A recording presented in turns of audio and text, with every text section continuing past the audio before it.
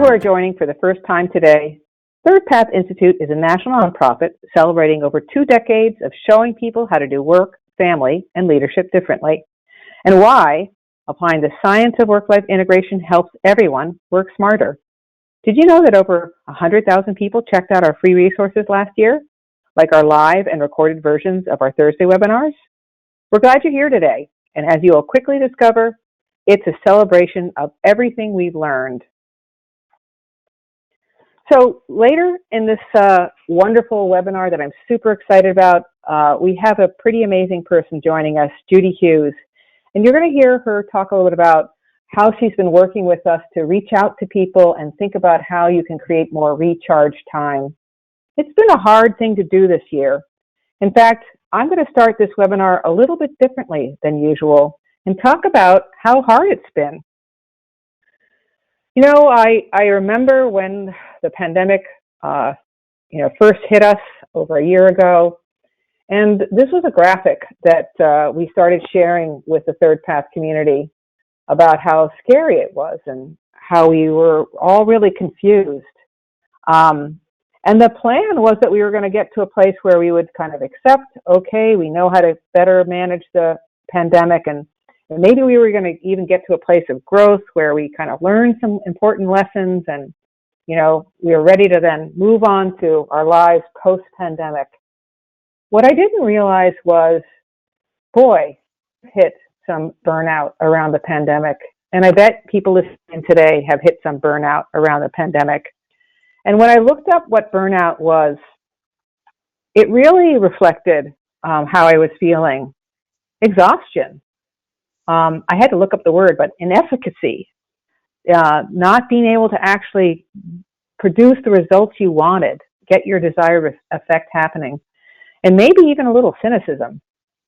And so before we get to talking about how we're going to help you discover how to create more recharge time today and after the pandemic, I wanted to take you down this journey I've been on personally around how exhausting this year has been. So again, 12 months ago, we learned pretty quickly that all those families we've been helping think about how to create a team at home were doing really much better through the pandemic. Now, that team could have been 2 parents who are divorced, a single parent and their extended family, or, 2 parents, a mom and a dad, mom or dad at home. But the people who had created this kind of teamwork at home were making our way through the pandemic much better. And we spent a lot of time helping people learn how to do that. And what we kept on saying to them was, hey, and make sure you do number 6 on this list of 6 things.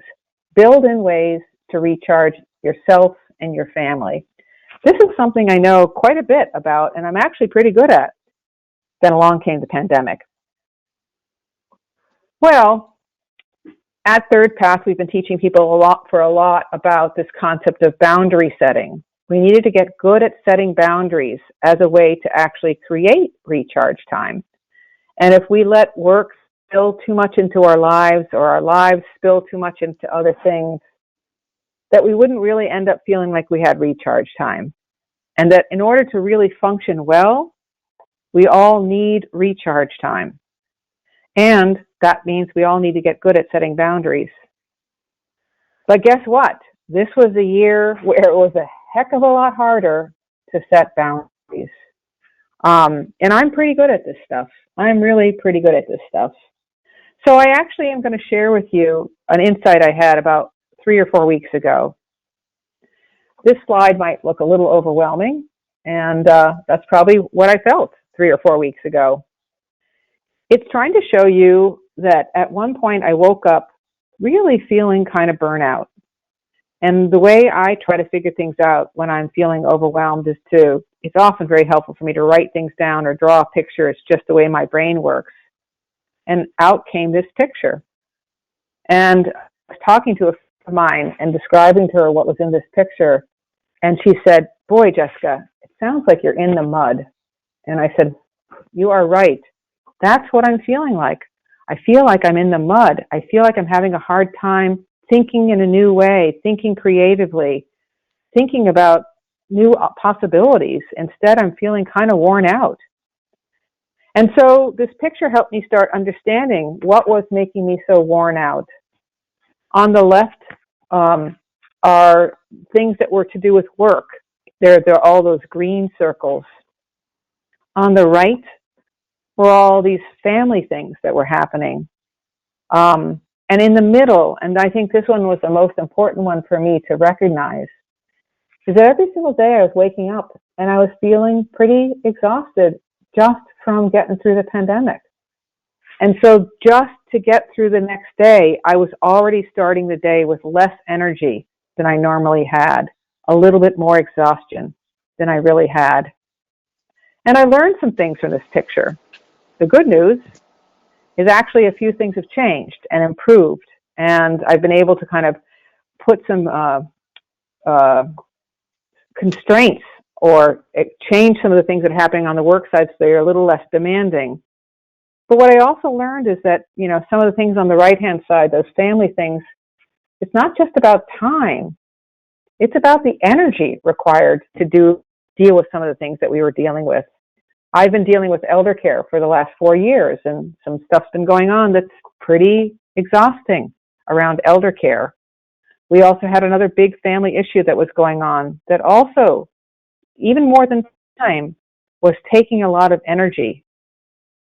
I laughed because getting through the pandemic, it's just required a heck of a lot more cooking and cleanup than we ever have used to. And we actually got into a little bit of a fight thinking about who did the last grocery shop and who's been doing more grocery shopping. And we realized it's just because we've just had to do a lot more grocery shopping, period, because of the pandemic. And if you aren't exhausted by politics today, I don't know who you are. It's really exhausting. I try to stay up on the news, but every time I turn it on, it's draining. It takes energy from me.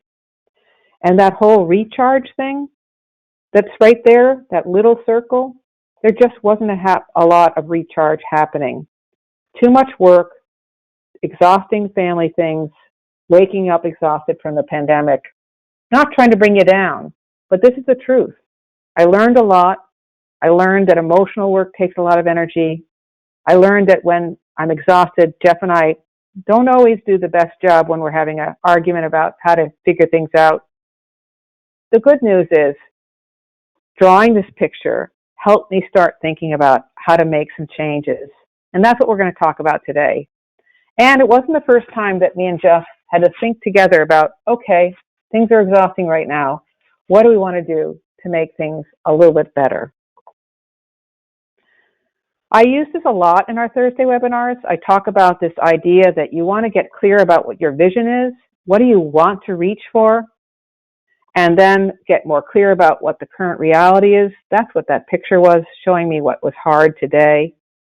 And not to lower your vision, but instead let that tension happen between the gap between what you're reaching for and what your current reality is.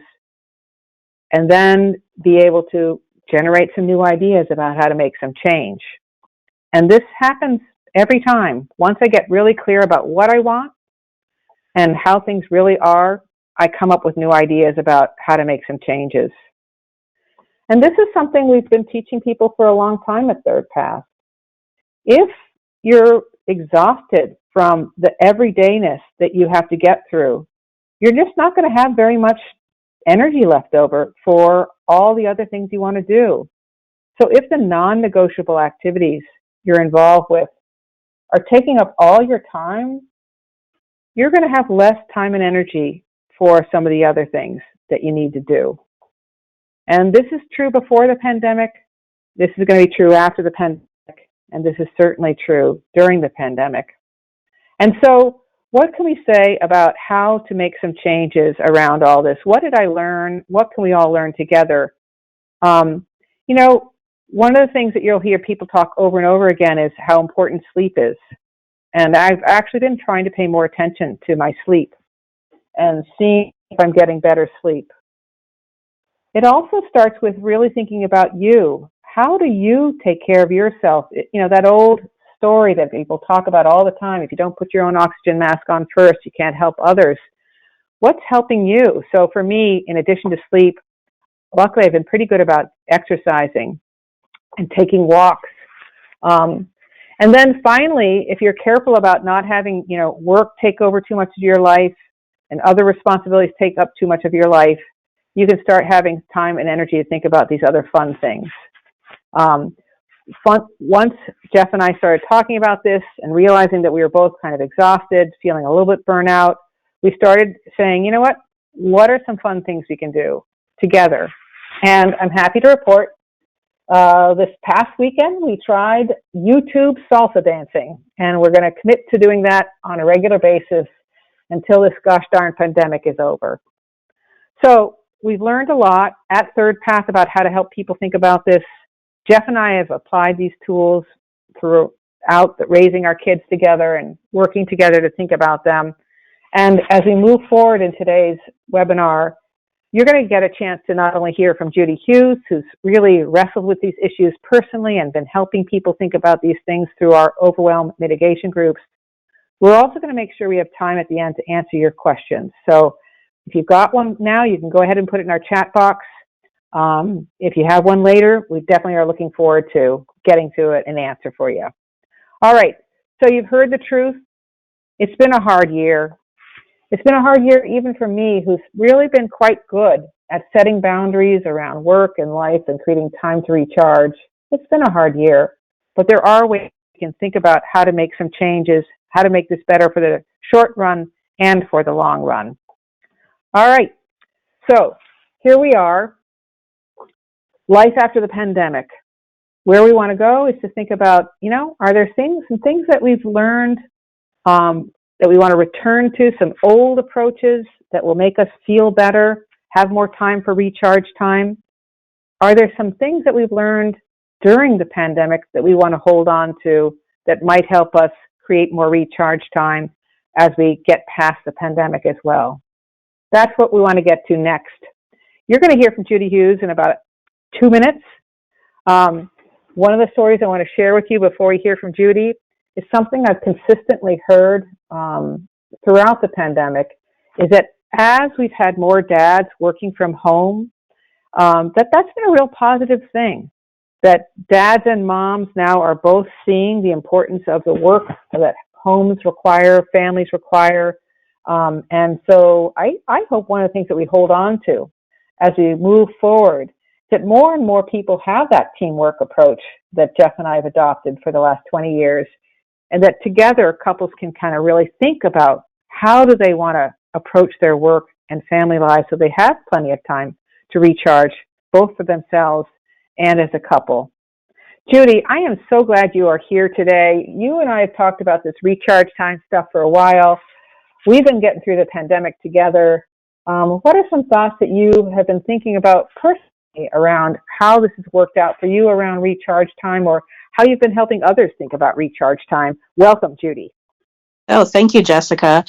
Yeah, hearing you describe what it's been like for the pandemic, I can relate, and I know many of my friends can relate, and certainly the people in some of my overwhelm mitigation groups can relate, of that sense of everything takes more effort, as if you're moving underwater.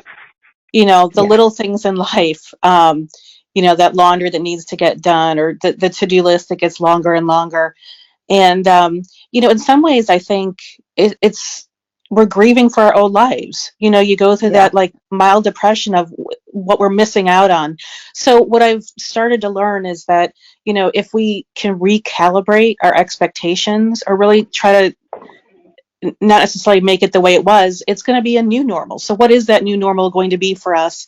And it just takes doing one thing different sometimes can be all the difference in the world to get new habits forming. So I was the same way. Like, I noticed my family, we're like couch potatoes lounging around, waiting for something to happen.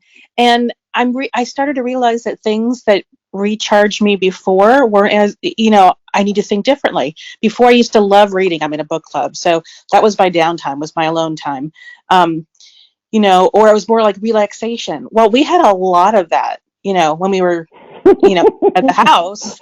So now my recharge is more like taking a walk with my dog, or for me, a sense of accomplishment. Like, I finished my taxes. Like, all of a sudden, my heart was racing. I'm like, yay!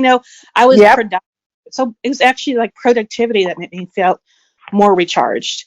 And I noticed and when I'm thinking about the people in the overwhelm mitigation group too, for many of us, when we discussed it, it was they were already at a point where things were, work was challenging, demanding, maybe home life also. There was many things that they had to attend to, and it was just trying to figure out how to balance all that. Now with compounded layers of, as you mentioned, not just the pandemic, we had politics, and there's this fear of um, health concerns. And then, of course, there's financial. Some of us are in a situation where even if we're not impacted or a family member's impacted, it's the uncertainty of like, what if I lose my job?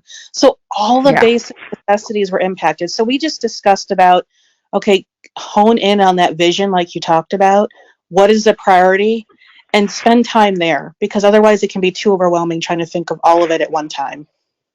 Yeah, yeah. It's really getting clear about, what's really the priority, and focusing, zeroing in on that.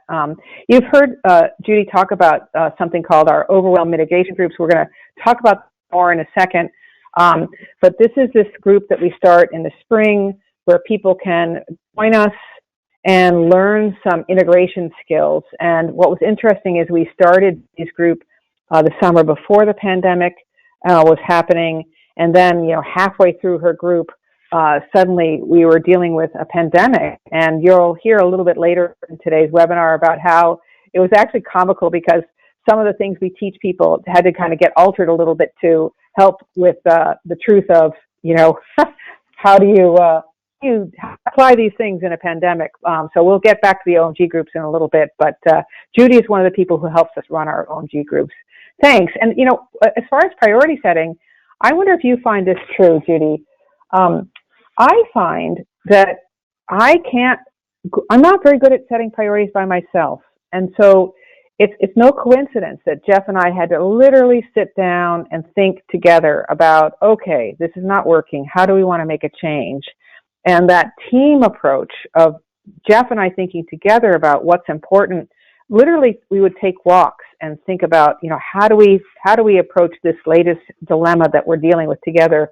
It helped me sort through the options and choose the one that made the most sense. I wonder if you've had that same experience about how it's in partnership with somebody, whether that's your partner or a good friend, that helps you get more clear about this team, this priority setting. Yeah, I have thought about that. For me, really, I first went to my girlfriends. We Yep. like to commiserate on what's happening and what's going on. And I think some of it is my perspective has changed as I go through different parts of my life cycle. When it was just my husband and I before kids. Yep. I think the experience was more like what you said. We would dream a lot, like, someday, or I can't wait, or this is, lots of visioning and excitement. And then when I realized with the kids, I think it's more reactionary. Like it's like surviving instead of thriving. Mm-hmm. Mm-hmm. So Mm-hmm. now that my kids are older, they're both teens, there is more time for my husband and I to do some of that, but I'm finding it's actually more of the four of us getting together. I'd love to say that we meet every Sunday and do a family meeting. We don't, but we do have dinner, and that's where we kind of bring, it's a great time to bring things up as a group or even individually in the car just to get everybody's input on what's happening. So it's definitely a world of how we build these dreams. It takes effort to get couple time when you've got kids, that's for sure. and one that we continue to have to pandemic. During a pandemic. And as much as we were so, all in the same house together, there was times we retreated in our corners because we just needed we're a house, a couple of us are introverts. So, Yes. That. I totally needed to retreat in my corner too. And I was glad to have a corner to retreat to, because in some cases you don't even have a corner to retreat to depending on where you're living. So absolutely. But I love your point that for you, it was your girlfriends that helped you kind of think about this.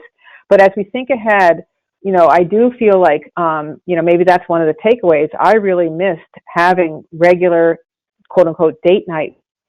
Even though we don't have kids anymore, I think what date night became was this time that we planned to really get, separate from everybody else, get together and talk about our week.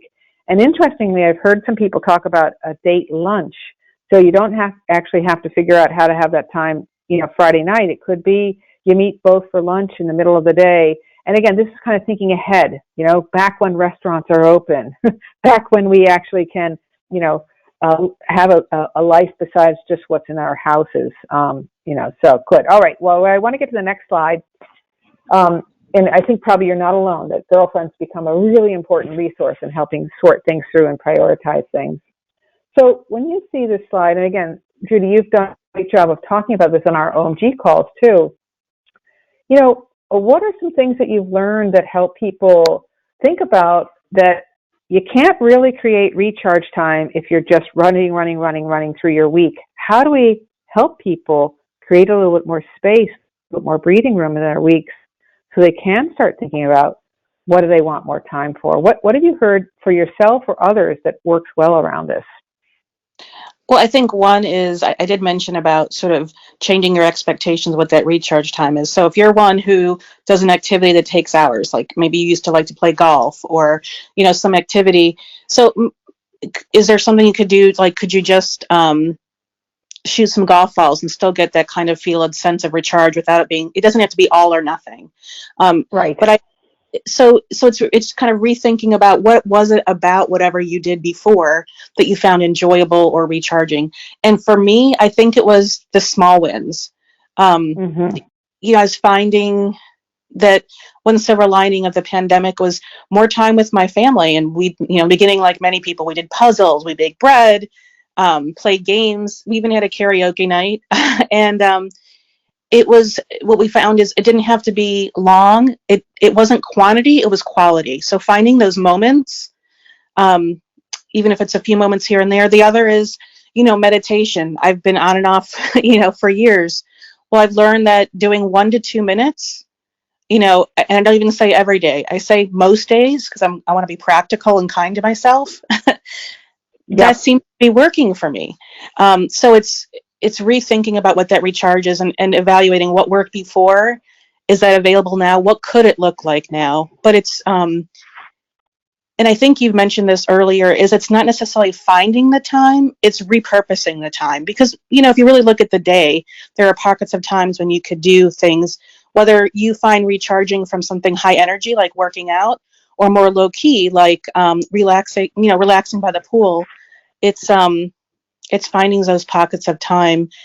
How are you using them? And then could you repurpose? Or for example, one thing we talked about in our group was the commute. Since you don't have a commute anymore, could you repurpose just that commute time to something for you, whether it's absolutely nothing, you're taking a shower by yourself, or whether it's something, where you really enjoy listening to music and you just, want to do that. Whatever it is, it's finding those bits of time in your day that could be repurposed for recharge time.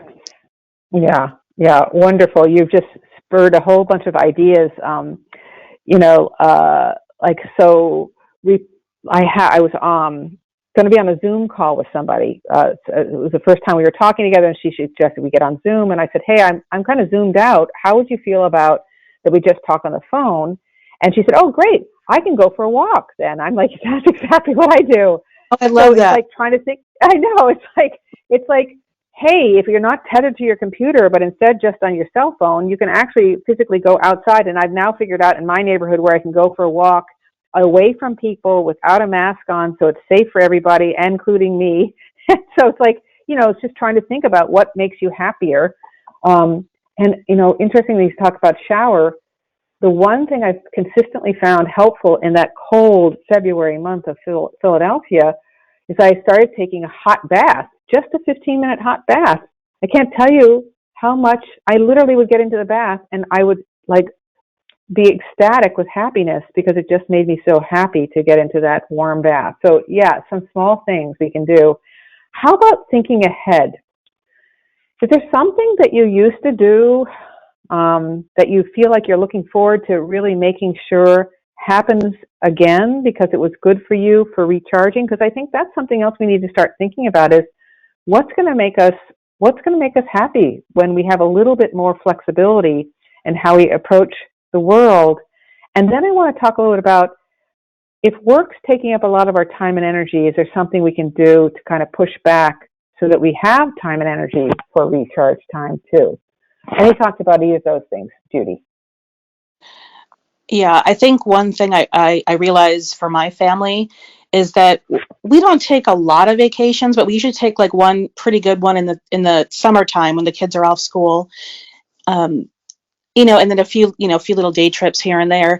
And I think what we all want to work towards is planning some kind of, family vacation, because sometimes it's the planning part, the excitement, it's something to look forward to, and the together time that brings us all happiness. Yeah. So for example, next week is my children's spring break. My son is off camping, so my daughter and I are just going to do a road trip. We have a general idea we want to go, but it was the planning of it. We're going to do some research, but it's having things to look forward to like that it's easy to get hopeless during a time like this. So Yeah. finding what brings you joy. Well, we find that when we get away from the house and get away from the distraction, we have a really good time as a family, and we usually like to explore new places. So that's one thing we're working on. And then what we've done is a few little explored new day trips, staycations around where it's safe, that you're Yep. comfortable outside, but we hadn't been before. So at least it felt new, it felt fresh, and it was like energizing for the family. Yeah, yeah, no, this other fun things. I think you're right on target with these little day trips, and something that I love a journey that you went through as someone who facilitates the OMG calls, is that you've become an expert at figuring out how to turn off work on vacations too, because I think we've gotten to a place and there's a world where work can spill into our lives all the time if we're not careful. And taking these little day trips or taking a longer vacation and being very intentional about how to turn off work as a whole family can really change the tenor of the vacation. So, anyways, we'll get to this next. But any quick thoughts about how do we tame work? Work can take up a lot of our lives, and I think in some ways work has been a gift as I've gotten through the pandemic, because there isn't a lot of other things that we can do. So having some work that you enjoy, not losing your job, having a job, period. Those are all good things, but work can kind of overtake our lives too. Any thoughts about how to kind of set some boundaries around work so as a family or as a person we have recharge time? So, Jessica, I think I found, especially with the people in my group and all of us, there are some organizations, there are some leaders who just didn't feel like, maybe as an employee, you didn't feel like you could trust telling them what you really needed or wanted when it came to work-life balance, that you thought maybe you Yes. weren't able, or it would hurt your career. So what I would recommend is talk about it with your team, talk about it with your leader, because if you don't ask, or if you don't broach the subject, probably there's other people in the team feeling the same thing, or as a group setting some group norms about, okay, after this time, we'll respond the next day to an email, or like you said, for vacations, everybody needs a backup, so don't feel like you're the one and only that needs to respond. So it's having those discussions, actually asking for what you need, or encouraging others to stand up as well, because if you don't ask, you won't get it. um, and I think that's worked for some people to get past that point of thinking the worst might happen, instead of saying, well, there could be great possibilities that could happen as well. Yes. Oh my goodness. Again, Judy, so wise. And, again, we'll come back to that slide about the OMG calls. And this is something that Judy literally will be helping us run a new OMG group that will be starting very soon. And this is exactly what we teach people, is to think about these things on these calls. And as you can see, Judy brings a lot of expertise to this process. But yes, group norms. I was just talking to an organization that's very excited about really continuing remote work after the pandemic.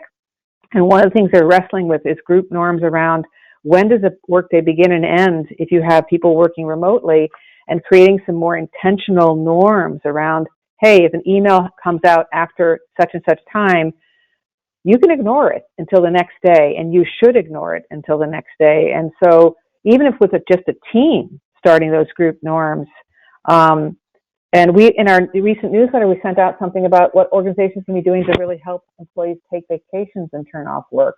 So these are all great, great, great ideas. All right, so one of the things that you can also find out about if you listen to our last webinar is that, you can be thinking big too, maybe after the pandemic, you want to really set some limits and have more time for life. Do work when you're working and do time for life at other points in time. And you can listen to on our last webinar how CJ went to a 4-day work week. He's a dad. And now he's moving ahead into a position of leadership, and some of the ideas that CJ's talking about around how you can keep on following this integrated approach as you move ahead in your career. Because what we always say on these webinars is that you're learning really good ways to work smart when you follow an integrated approach. And that's what we teach you in the OMG calls, is how to work smarter, how to set limits in a way that are good for you and good for your team and good for getting your work done. We call it a triple win. And as a result, how to work smarter from all of these things. You can, again, we're going to talk more about this. This is this 12-call series that we do. Judy's one of the facilitators of these calls. And I picked one subject in particular to talk about. We teach a bunch of different skills, but one of them is something we call quiet time. So Judy, that's where I want to go next, is the idea that having, in some sense, if you want to have more recharge time, if you want to have more energy for life, part of it is actually having some time to slow down and think, whether that's about work or life. And in today's world, we can often get really distracted by 1,000 things. So learning the skill of kind of creating routine time, quiet time to think and plan can be a really important part of creating recharge time. So Judy's seen this image before. We use the image of an onion to talk about the obstacles to quiet time. And the idea is that as you're trying to create a work week where you actually do some quiet, focused work during your work day, as opposed to at night or over the weekends or never at all, you have to look at some of the challenges that can get in the way of making quiet time possible. And I'm going to have Judy reflect on what some of those challenges are. But the goal is, once you've gotten through some of these challenges, that you're trying to get to a routine place where you actually realize, hey, because I've set aside a certain amount of time to really do focused work, it helps me be smarter and I feel better around my work week. This is something I've been learned way before the pandemic happened. I happened to actually, I know it sounds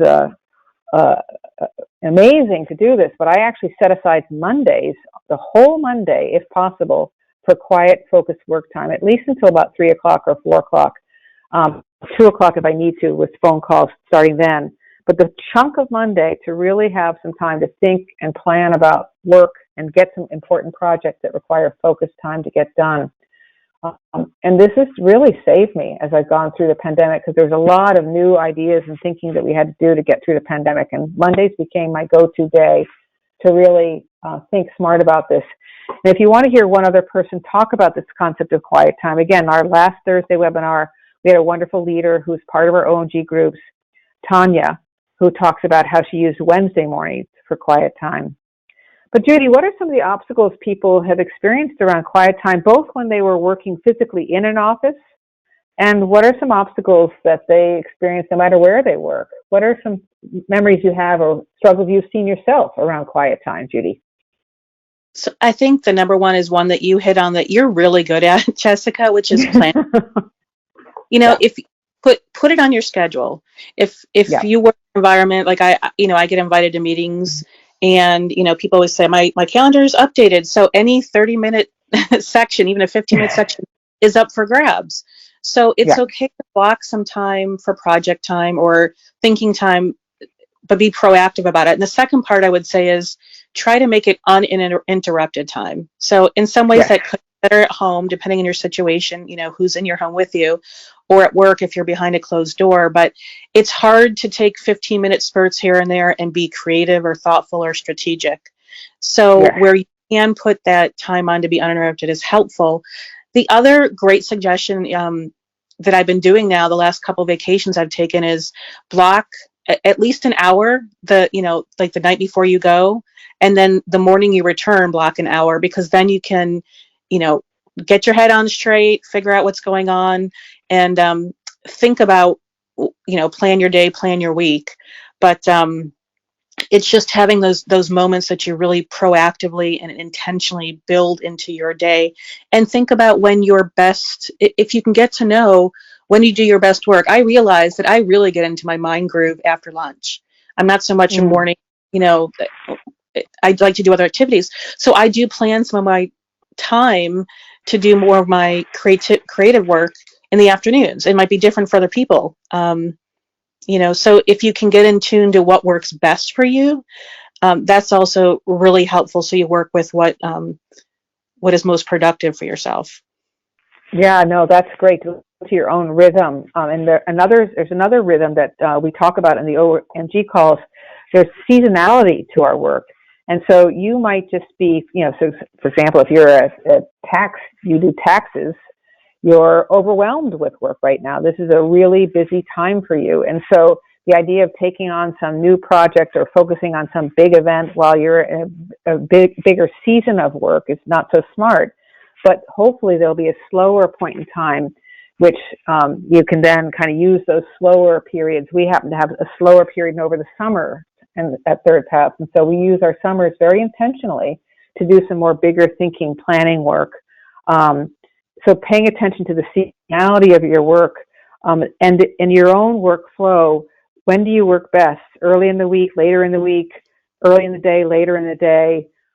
Really will help you make more time for something that I think is essential, which is creating routine quiet time to think and be smart about how to approach, not just, in a sense, if we overextend ourselves both on the work side and life side, it's really hard to create focused thinking. And I think a lot of people have been experiencing that this pandemic. This has just been really hard to have enough energy to do this kind of focused thinking. But the more you get in the habit, the more it really becomes a helpful thing. There's one last thing I'll say about quiet time, Judy, but there might be something else you're dying to say before we go on to the next slide. Okay, cool. So again, thinking, what do we learn from the pandemic? Hey, when work and life are overwhelming, it's very hard to have time and energy to recharge.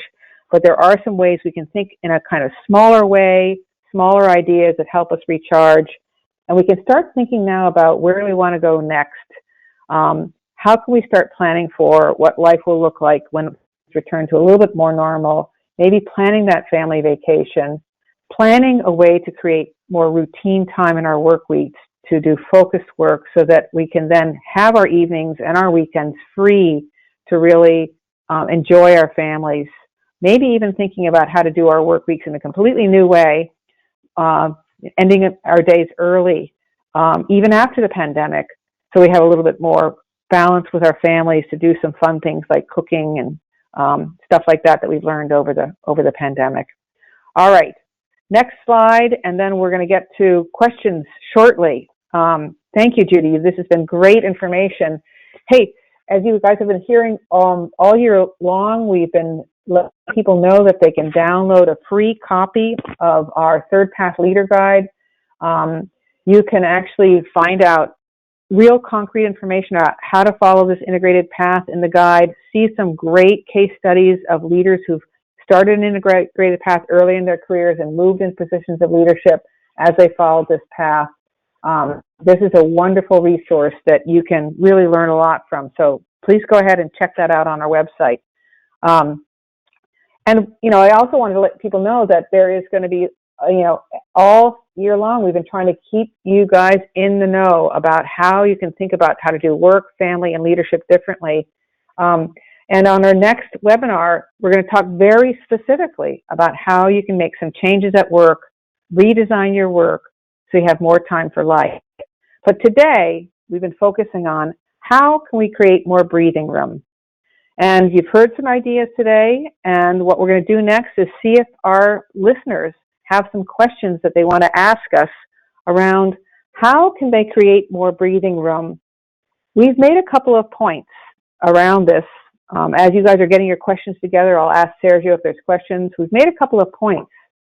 We've said, hey, if work is spilling into all parts of your life, that's going to be a problem. How can we get smarter around setting some boundaries around work so we have enough time for our lives outside of work? We've talked about how, get clear about what your most important priorities are. What do you really want to create time for? And turn to a friend or your partner at home to think about how you can make those priorities happen. And we've talked about how, even things like approaching our work smarter, like by using quiet time at work, can help us then actually free up our mind space for more fun things outside of work. Sergio, do we have any questions from our listeners today about how can we help them create more recharge time right now or after the pandemic? Yes, we do have one question from Jaina Caruz. And her question is, it's a comment and then a question. It says, half the time I look back at the year and think, I haven't accomplished a single thing. The other half, I think, I survived a global pandemic. Can you talk about how to navigate these intense swings of emotions and how they affect both work and home life? What a great question, Jana.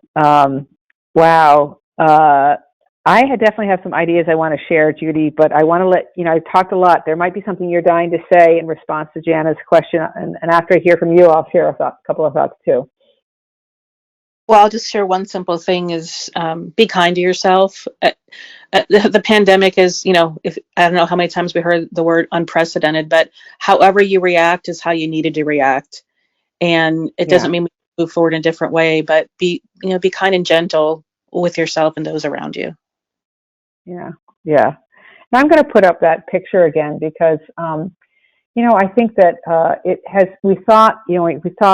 I just remember the energy at the beginning and how terrified we are. We had no clue about what was going on. And then, we kind of got a little bit more of a clue about what was going on, but, there was many other crises that were happening at the same time that we were trying to get through the pandemic. It's been a freaking exhausting year. And so, I think that the truth is that burnout is probably a very normal response right now. And the one thing I also learned is that, each person went through the pandemic so differently. Some of us lost loved ones. Some of us lost jobs. Some of us lost loved ones and jobs. This was just a really, really hard year. And maybe my advice is keep on finding that friend to talk to and talk about how real it was, how really hard it was.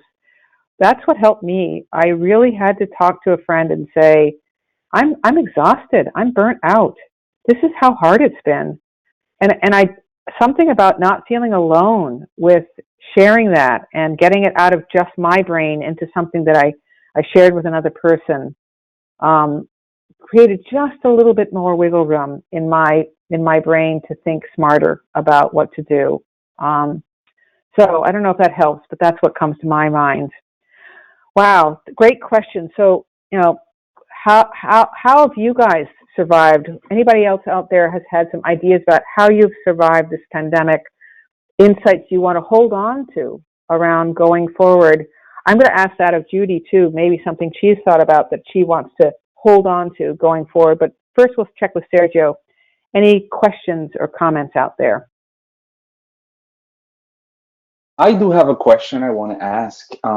Great. Around how do we bring people on board for this recharge time? What can we do to not only us put ourselves in the position, but also put maybe our spouses, our siblings, people around our inner circle, co-workers? How can we do that?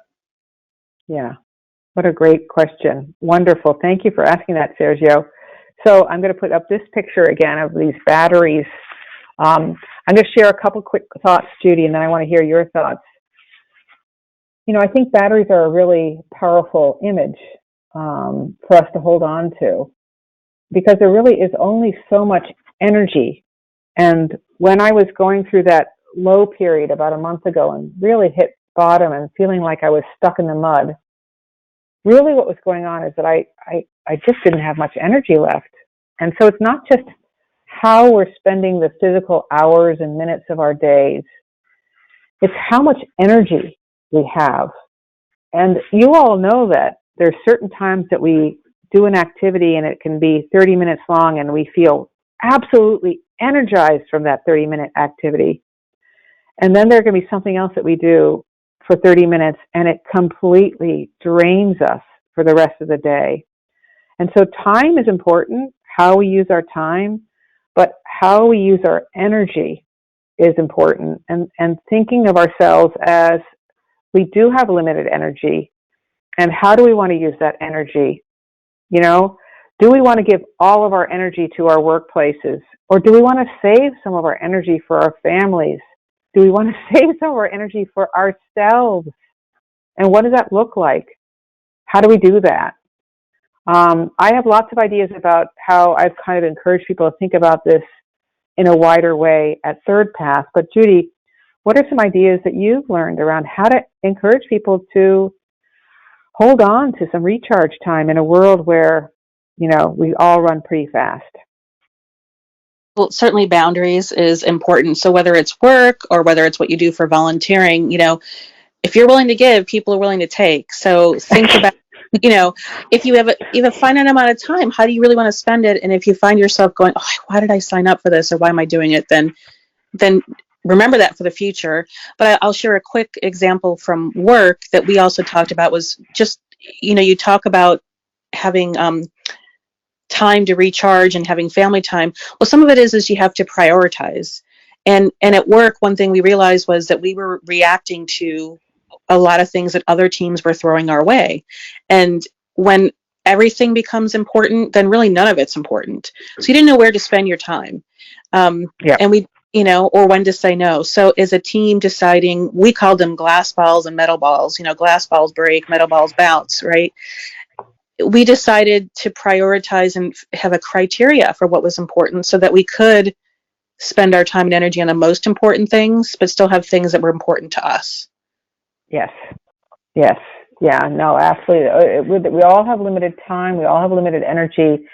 And the more teams can think smart together at work about what do we really want to do, the more families, whether that's, again, two parents or one parent with their kids, can think about what do we really want to do. It really helps us choose the activities that are going to be more often recharging, and hopefully limit some of those activities that are draining or just not a good use of our time. There is one idea that comes to my mind around how we can encourage people to think more about this. One, honestly, I think the more authentic we are with people about our goal of doing this and successes and our failures, the better it is. So I'm a pretty authentic person, and I will tell people how I'm doing and what's helping me around this. And I think the more that people hear you be authentic about your desire to create a life that includes time for work, but also time for family and time to recharge, and the more authentic you are about that and you share that, both the struggles and the successes, it's role modeling can go a long way. And of course, I happen to be a little biased here, Judy, but you can chime in if you have a different opinion. But I think our overwhelm mitigation groups are super helpful, because what we do is have you participate in something for 12 months in a row, once a month, a 1-hour call. And I think it's the act of actually showing up once a month that gets you into that habit of thinking differently and saying, you know what, I want to be successful at work, but I also want to have time and energy for my life. And by showing up once a month, I guarantee by the end of that time, you're thinking differently. What do you think, Judy? I do hear from people that sometimes, like right before we do a call once a month, they were going to cancel because work's got in the way or something's got in the way, and then they say, I'm glad I came because this was my hour. This may be my only hour today or my only hour this week. So yeah, I do see that.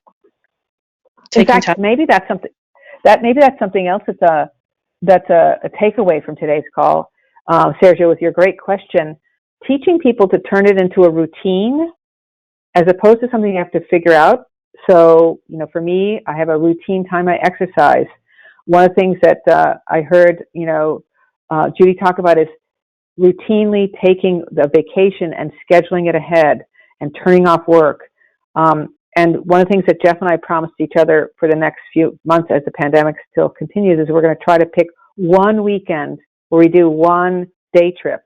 Not again, back to what to Judy said, smaller goals. One weekend, one day trip, some routine, pick it in advance, get it in your calendar, and somehow that just will give you a little bit more breathing room. Wonderful. Sergio, there might be one last question out there or comment. Love to hear it.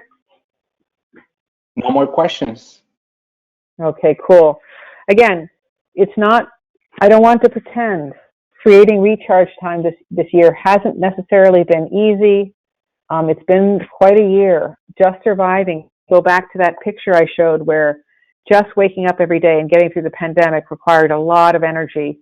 And that hopefully is going to shift a little bit as we get to more people vaccinated and more, a little bit more of our normal lives. But most importantly, we want you to keep on thinking about where you want to go next. How can you create the life you want that has time for work, time for your life, time to recharge? And we'd love to partner with you in that process. Judy, any last thoughts about what we've been talking about today? Any last takeaways about the importance of recharge time?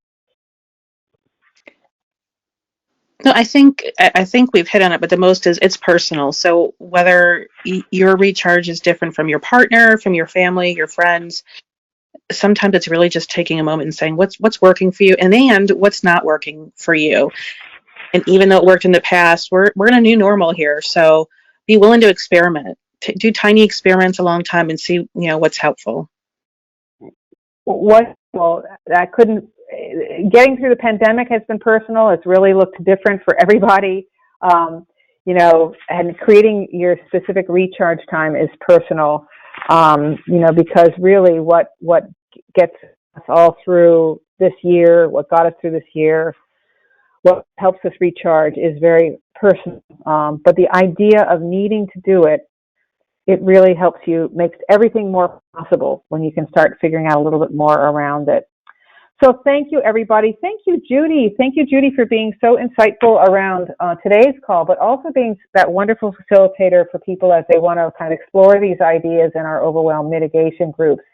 And thank you, everybody, for your great questions today. What a wonderful webinar.